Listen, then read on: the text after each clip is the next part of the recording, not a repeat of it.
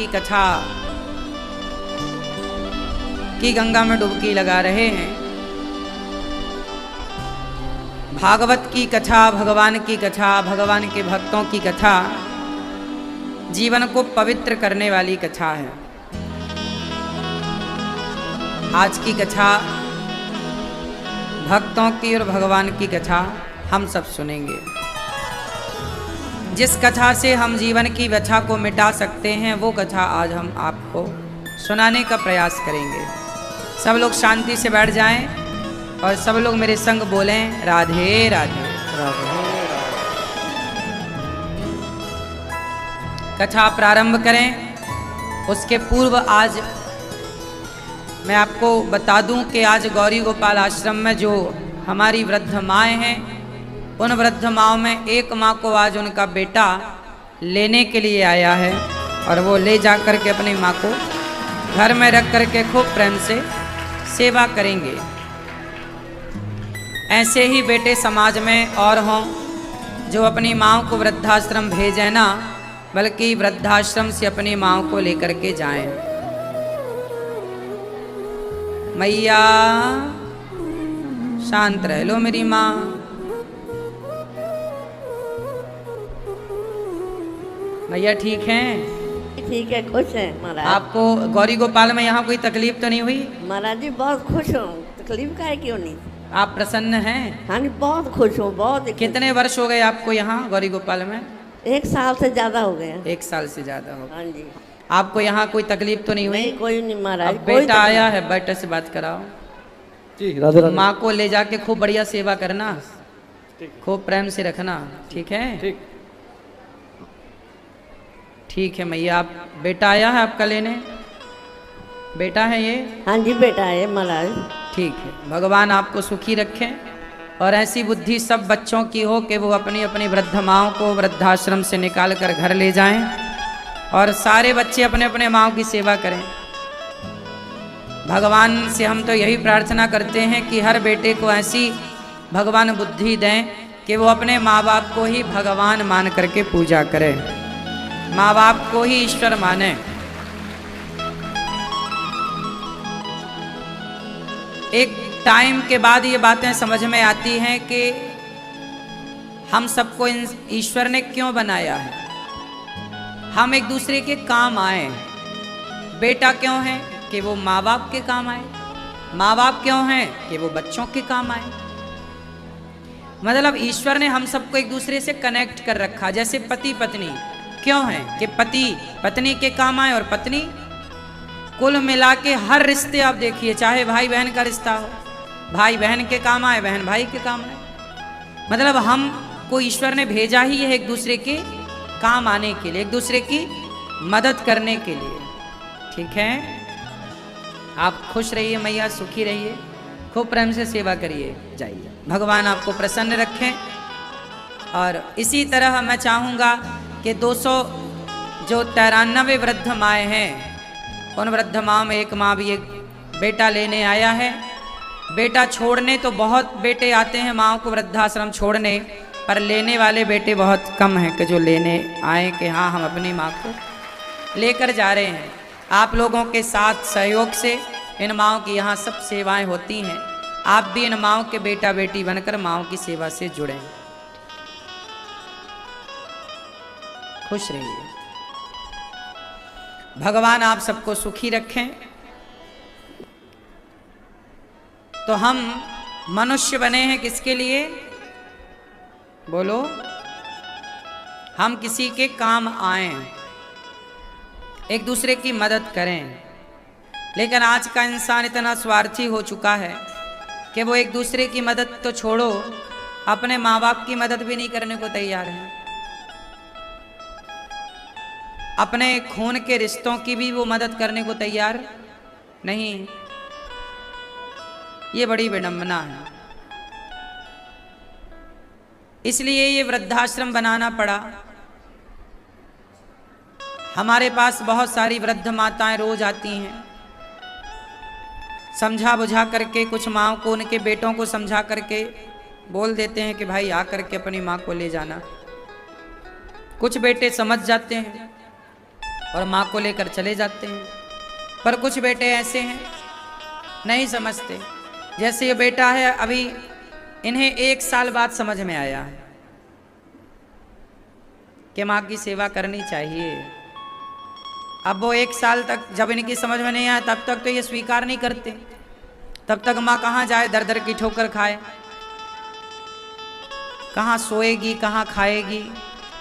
रिश्तेदार भी कितने दिन रखते हैं आजकल। आजकल कौन किसकी मदद कितनी करता है ये बताओ। आप किसी से 2000 रुपया मांगो, कोई देने को तैयार नहीं है। सब अपनी समस्याएं लेके बैठे हैं कि हम भी परेशान हैं, हम भी परेशान हैं, हम भी परेशान हैं। अभी कुछ दिन पहले एक बेटी अपनी माँ को लेके आई, बोले हम बड़े परेशान हैं, हम खुद परेशान हैं अपने परिवार से, हम माँ को कैसे रखें। तो बेटियां भी अपनी माँ को छोड़ के चली जाती हैं, यहाँ बेटे भी छोड़कर चले जाते हैं। ऐसी ज़रूरतमंद माँओं को साथ मिल सके, सहारा मिल सके, 2 वक्त की रोटी मिल सके, दवाई मिल सके, इसके लिए ये दास अनिरुद्ध माँओं की सेवा के लिए 24 घंटे तैयार रहता है। और आप सबका प्यार और आशीर्वाद और सहयोग इन माँओं को मिलता है और ये माँओं की सेवा यहाँ पर सुव्यवस्थित रूप से होती है।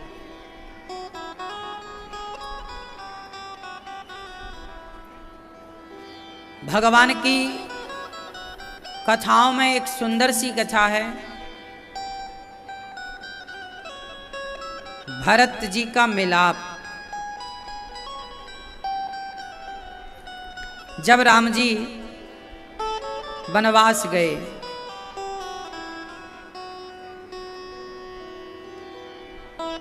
जब राम जी वनवास गए तो वनवास कैकेयी माँ ने मांगा कि 14 वर्ष का वनवास राम को चाहिए। अच्छा एक बात बताओ, दशरथ जी ने राम को 14 वर्ष का वनवास कैकेयी माँ ने मांगा, तो दशरथ जी कह देते कि मैं नहीं देता जो तुम मांग रही हो। ऐसा क्यों नहीं कहा दशरथ जी कि मैं नहीं देता? क्यों वो मजबूर हो गए कैकेयी की बात मानने के लिए? क्यों मजबूर हो गए आप बताओ? आप लोग तो कई बार मुकर जाते हैं, यार हमने ऐसा नहीं कहा था और हम ऐसा नहीं करेंगे। आपसे कोई कहे कि आप ऐसा करो, आप बोले भी होंगे तो आप मुकर जाएंगे, नहीं जी नहीं करेंगे हम, ये सही नहीं है। सही होए तो आप कर भी लो, पर जो सही नहीं है वो आप कैसे करेंगे? अब मुझे ये बताओ, क्या राम को वनवास भेजना सही था? उत्तर दो, सब लोग उत्तर दो। क्यों? क्या राम को वनवास भेजना सही था? उत्तर जोर से। नहीं, राम को वनवास भेजना सही नहीं था। तो दशरथ जी कैकेयी माँ से ये क्यों नहीं बोले कि मैं तुम्हारी ये बात नहीं मानूंगा, कुछ और मांगो? 2 वरदान देने को बोला है, तो 2 वरदान का मतलब ये थोड़ी कि आप कुछ भी मांग लो। भाई हमें ये पसंद नहीं है कि तुम राम को वनवास भेजो, हाँ भरत को हम राजा बना देंगे, ठीक है, पर राम को वनवास नहीं। दशरथ जी बोल देते नहीं, हम ये वाला वरदान नहीं देते, इसके बदले कुछ और मांगो। क्यों नहीं बोले? दशरथ जी ने ऐसा क्यों नहीं कहा? आप उत्तर दो, क्यों नहीं कहा? बैठे बैठे क्यों नहीं कहा दशरथ जी ने ऐसा? हाँ हाँ क्या? हाँ, क्योंकि दशरथ जी सत्यवादी हैं। प्राण जाए पर वचन न जाए। दशरथ जी केवल इसलिए परेशान हो गए कि उन्होंने प्राणों को जाने दिया पर वचन को नहीं जाने दिया। अच्छा, प्राणों को बचाना हो और वचन को बचाना हो तो क्या बचाना सही है?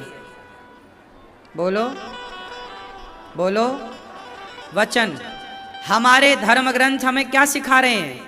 दशरथ जी क्या मैसेज दे रहे हैं?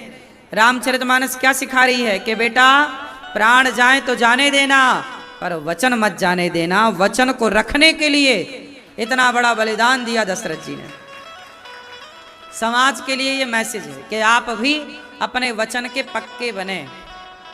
इससे हमें एक सीख लेनी चाहिए। ओ मैया, ओ वीडियो फोर बहन बैठ जाओ, मेरी प्यारी बहन।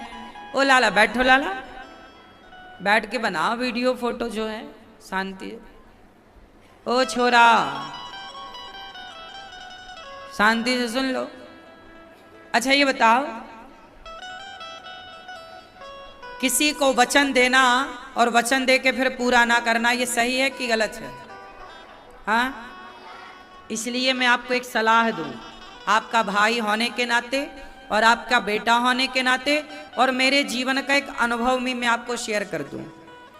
किसी को ना वादा मत करना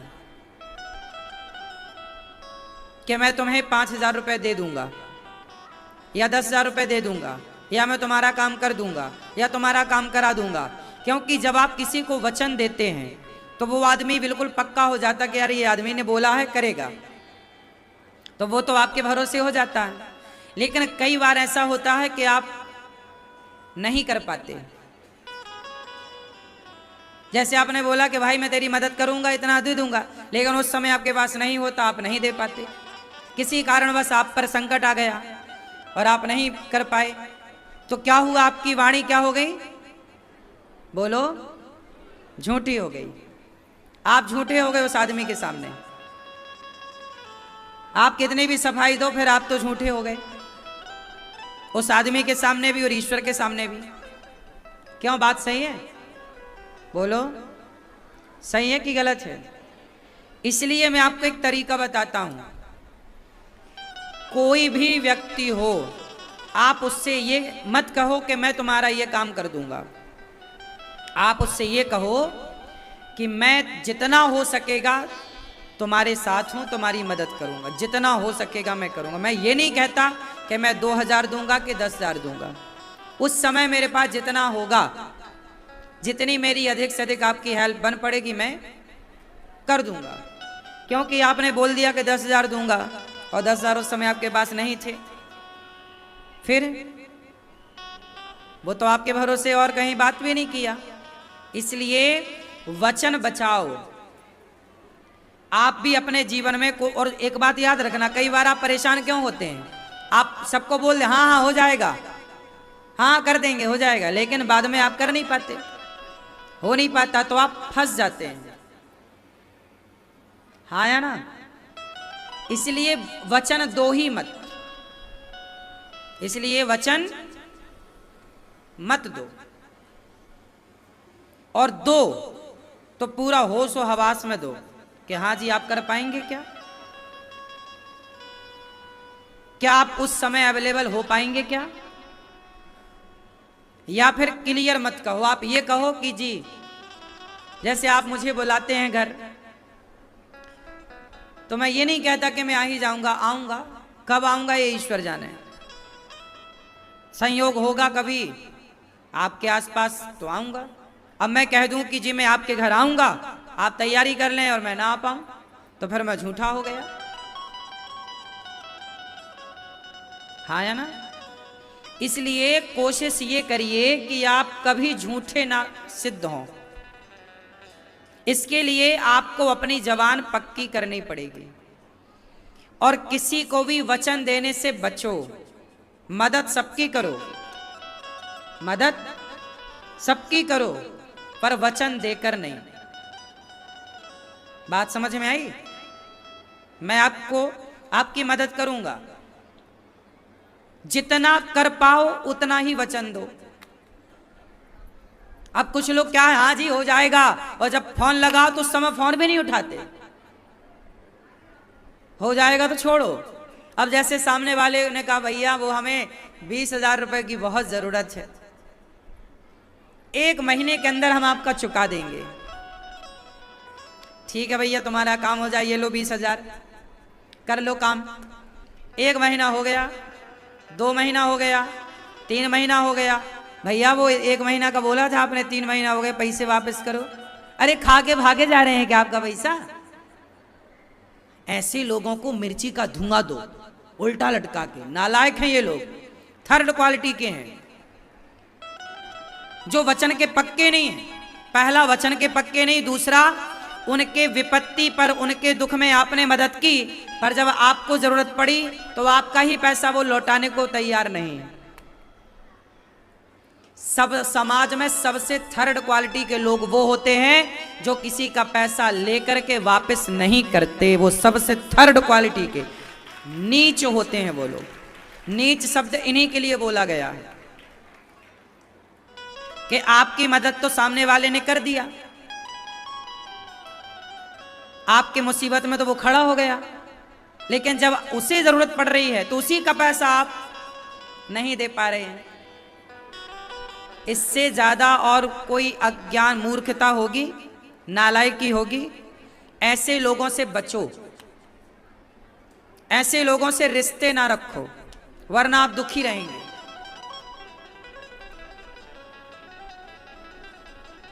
गांव में कहावत है हमारे, रिश्ता भाई भाई का और हिसाब पाई पाई का। रिश्ता रिश्ता रिश्ता भाई भाई का और हिसाब पाई पाई का। आप में से ऐसा कोई है जो किसी का पैसा लेके दे ना रहा हो? दे देना। यदि तुम किसी का पैसा खा के मर गए तो अगले जन्म में उसका कुत्ता बन के, यह बैल बन के चुकाना पड़ेगा तुम्हें। चुकाना तो तुम्हारे बाप को पड़ेगा, उसके घर का नौकर बनना पड़ेगा तुम्हें, कुत्ता बनना पड़ेगा, क्योंकि ईश्वर के हिसाब किताब बिल्कुल पक्का है। मैं आपको एक बात और कह दूं, मरने के पहले किसी का लेन देन बाकी ना रहे, सब हिसाब किताब करके ही मरो बिंदास। हम 1 रुपए भी किसी का लेके ना मरें, वरना 1 रुपया के लिए हमें फिर से आना पड़ेगा वो चुकाने के लिए, क्योंकि ईश्वर की अदालत ऐसी ही है कि यहाँ 1 रुपए का भी हिसाब किताब होगा तो चुकाना पड़ेगा। सच बताओ, तुम्हारे घर में जो कुत्ता है वो कौन है? फ्री में तुम्हारी तकनवारी क्यों कर रहा है? जरूर ये पिछले जन्म में तुम्हारा पैसा खाया होगा। कहां चले कुत्ता लेने? हाँ, अच्छा।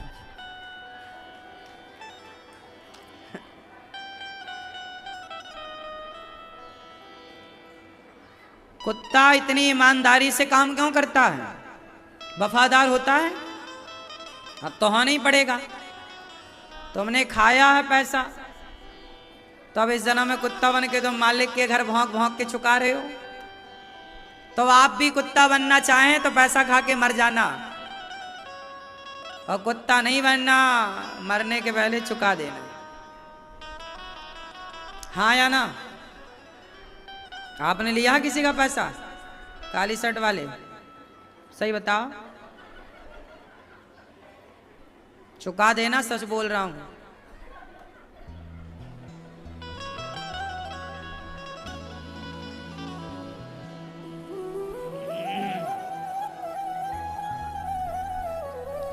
बिल्कुल चुका ही देना फटाफट। नमक रोटी खाओ पर किसी का कर्जा मत खाओ। बताओ, सबसे तेज कौन भागता है? सबसे तेज क्या बढ़ता है? बोलो। सबसे तेज भागने वाला मन तो है, पर सबसे तेज चलने वाला ब्याज है, कर्जा। क्या है? बैंक से आप ब्याज लेते हो, कर्जा। आपने 10 लाख रुपया लिया तो 10 लाख चुकाने के बाद भी 10 का 10 खड़ा रहेगा, वो 10 लाख। हाँ या ना? बोलो हाँ। इसलिए एक बात बड़े पुराने लोग कह गए कि जितना चादर है उतना ही पांव पसारो। कोशिश करो कि कर्जे का काम ना करना पड़े। हमें कर्जा लेके काम ना करना पड़े।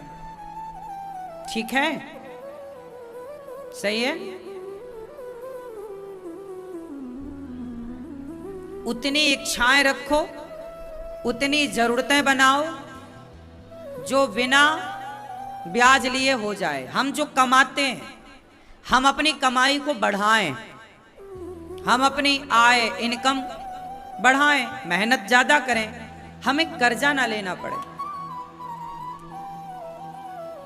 कोशिश करनी चाहिए। बैंक का कर्जा तो फिर भी ठीक होता है, विचार यदि आपके अंदर है तो आप चुका देते हैं, समझदार हैं तो। बैंक के कर्जे से आप घर बना लेते हैं, होम लोन इत्यादि, इसी बहाने आपके पास एक घर हो जाता है, थोड़ा बैंक से मदद मिल जाती है, ठीक है, आप समय से चुका दें। पर किसी व्यक्ति से जो आप कर्जा लेते हैं वो बैंक से कई गुना ज्यादा होता है, इसलिए किसी व्यक्ति का लिया कर्जा बाद में वो आपकी जान को आ पड़ता है। इसलिए बचें कर्जे वर्जे से। जितना चादर है उतना ही पांव पसारना। क्या मतलब, इस कहावत का क्या अर्थ होता है? चश्मा वाले भैया, टोपी वाले, जितना चादर है उतना पांव पसारो, इस कहावत का अर्थ बताओ। हाँ, आप बताओ इस कहावत का अर्थ क्या है? जितना चादर उतना पांव पसारो, क्या मतलब हुआ इसका? क्या है अर्थ? हाँ, जितना हम कमाते हैं उसी से हमें गुजारा करना चाहिए। बस ये कहावत कह रही है, और ये हमारे बड़े बुजुर्ग कह गए हैं। यदि इस पर चलेंगे तो सदा सुखी रहेंगे। अब आपकी कमाई है 20,000 रुपये महीना और आप मोबाइल ले रहे हैं 1.5 लाख रुपए का, तो कैसे चुका पाओगे, कैसे करोगे? इसलिए हमें देखा देखी में नहीं चलना। आज हमारे देश में परेशानियां क्या हैं? लोग देखा देखी की जिंदगी जी रहे हैं कि उसके पास है, मेरे पास भी होना चाहिए, उसके पास गाड़ी है, मेरे पास होना चाहिए, उसके पास ये मोबाइल है, मेरे। देखा देखी में ना चलो। उसके पास क्या है छोड़ो, आपके पास क्या है उसमें खुश रहो। क्यों? कभी किसी को नहीं देखना चाहिए, किसी